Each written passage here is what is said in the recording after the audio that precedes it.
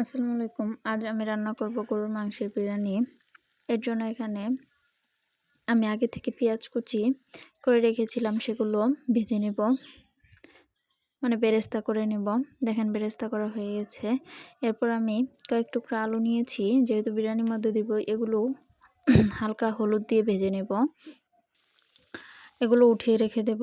এরপর এখানে আমি টক দই বানানোর জন্য লিকুইড দুধ নিয়েছি, সেখানে লেবু দিয়ে রেখে দিয়েছি কিছুক্ষণের জন্য, যাতে তরল হয়ে যায়।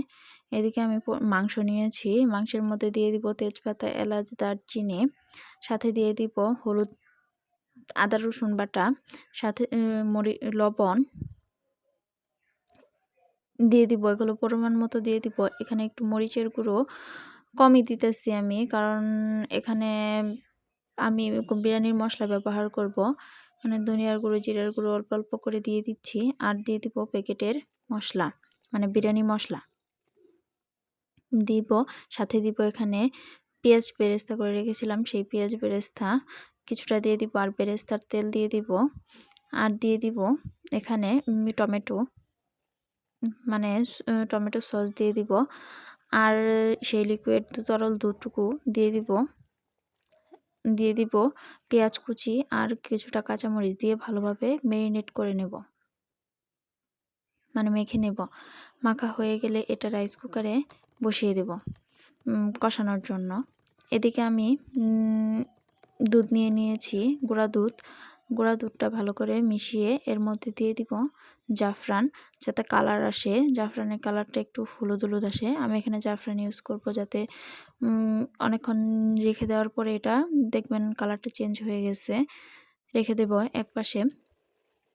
এদিকে দেখেন আমার মাংস কষানো হয়ে গিয়েছে। কষানো হয়ে যাওয়ার পরে এখানে পানি দিয়ে দিয়েছিলাম। এখন পরিমাণ মতো ধুয়ে রাখা চাউলগুলো দিয়ে দিব। এখানে আমি চাউলগুলো দিয়ে ভালোভাবে পানি দিয়ে দিব।